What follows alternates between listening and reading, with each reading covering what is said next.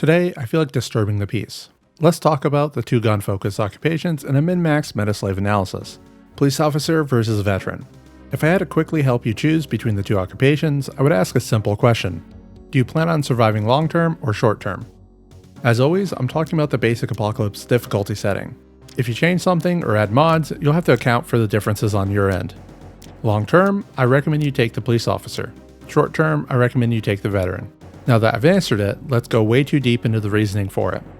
First off is the actual differences between the two occupations. Police officer starts with 3 aiming, 1 nimble, and 2 reloading at the cost of starting with -4 points. Veteran, on the other hand, starts with 2 aiming, 2 reloading, and the special trait desensitized, starting with -8 points.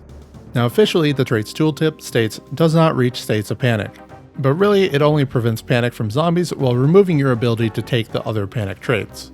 You could still become panicked via nightmares the last time I played it, for example. A difference that is important when it comes to how a mod maker decides to create their new panic generation system, as it may completely ignore the unique trait, thus ruining the advantage if you decide to play with that mod.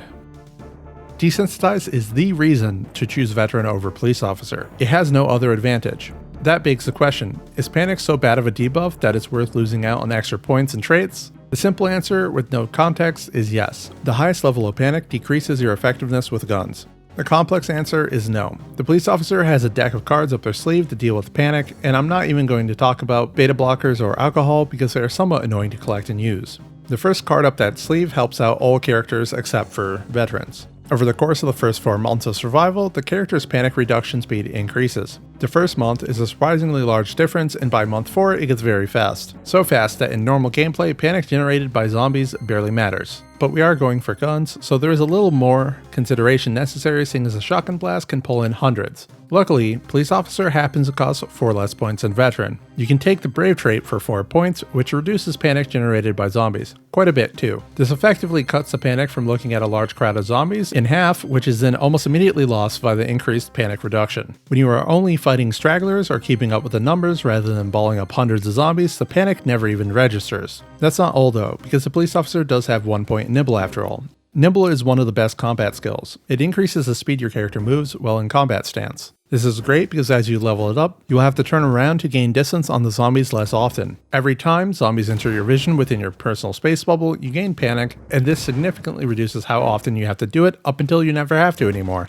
Why does 1 point in Nimble matter so much? It's just 75% extra experience gain. It's way more than that. Check this out. Here's a character with no starting Nimble skill. While walking around in combat stance, there's a chance he gains some Nimble skill. This is the slowest skill to level in the game. It's not even a small gap either. It's insane how long it takes to level Nimble.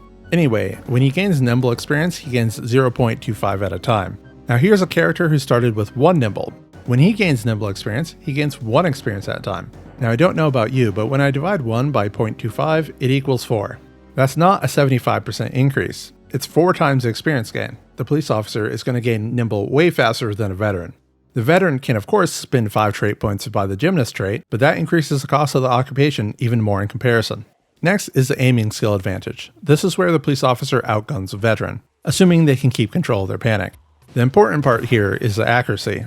Not only is the officer gaining more experience per hit, but they are more likely to hit in the first place due to their higher aiming skill. Over time, this adds up to the police officer leveling their aiming skill much more efficiently ammo-wise. Following the apocalypse settings, there is not enough ammo in the game, which is a huge bonus to the police officer. On the other hand, anyone who actually wants to use guns consistently will either up the ammo rates or use a mod that does it for them, meaning it's only a medium-term time advantage the officer enjoys. If you gave a police officer and veteran a shotgun each with unlimited ammo and unlimited zombies, the police officer would initially gain experience exponentially faster due to these factors until the veteran catches up to the accuracy cap with the shotgun. That being said, the shotgun gives the police officer yet another advantage. You see, hitting multiple zombies with 1 attack multiplies experience well beyond expectations. For example, I'll shoot 4 zombies separately with a modified shotgun that does 1.0 minimum damage and 1.0 max damage, and add up the experience gained, 4.48 each, which adds up to 17.92. Now I'll shoot at all 4 zombies at the same time, 71.71. Did you notice something about that experience gain? it's way more than it should be. More accuracy in the case of the shotgun means even more experience gain as you land all 4 hits more often. The bad news is that aiming and reloading have a soft cap at level 5, which means the veteran is guaranteed to catch up to level 5 aiming, as it takes exponentially longer to hit level 6 and beyond compared to level 5. That being said, once both are there, the police officer will hit level 6 first and gain all the benefits of having a higher aiming skill again. And I'll mention the significantly more efficient usage of ammo again, even if it's highly dependent on your settings. It saves you time leveling up your skill to accurately use the more interesting guns too. You may not have known about this, but someone with 0 aiming skill has terrible accuracy with the M14, for example. Instead, they are much more accurate with the M9 and the M36, which is the opposite of reality, as a rifle's long barrel makes them much easier to be accurate with. As for the last advantage, I get to recommend a trait I will likely never recommend for any other use. You will have noticed the police officer doesn't have to take Brave to be effective, which means they have access to all of the panic traits, which also lose their sting after you've survived 4 months. Let's assume you did take the Brave trait for the comparison's sake. You can still take Fear of Blood. That's right, Veteran can't take Fear of Blood, but a character with Brave can. But Rhett, don't you hate Fear of Blood? I do. Not only does it stop me from medicing other players and removing the bandage from their neck wound, or stealing the splint off their broken leg right before you honk your horn and drive away in LV, it forces you to wash your character frequently to avoid the nervous wreck moodle, which reduces your melee damage and obliterates your foraging radius. I actually like foraging, and taking the time to wash each day is quite annoying. However, there's something special about Fear of Blood in guns. When you shoot a zombie from a distance, you don't get blood on your character. That means a character who is dedicated to shooting can take Fear of Blood with significantly less consequences. That's a solid W for the police officer. And that is a long-winded way to tell you that if you just want to have fun grabbing a shotgun and going on a short-lived adventure with a friend, you should take Veteran. You'll have a blast. Police officer, on the other hand, is more for someone who wants to put in extra effort and planning early on, while coming out with the best character possible in a long-term run. This does point out a very strong case for not using Veteran purely for their unique trait. I recommend trying out another occupation combined with the Brave trait instead of taking Veteran with absolutely no plans of shooting guns. Once upon a time, I ran a poll asking how long players survived, and if everyone followed my advice on this, then there should still be plenty of players selecting Veteran. A full 35% of people responding admit to normally lasting less than a month. That doesn't mean they're terrible at the game either. When I play single player, I keep upping the difficulty through settings and mods until I'm constantly on the verge of death. No matter how good I get, I don't want to last long. I do need to tell you guys one last very important thing. It's a game. Do whatever you think is fun. In order to help you out with that fun, I'd like to point out that guns in Project Zomboid are in a much better position nowadays than they were before the Build 41 multiplayer update was released.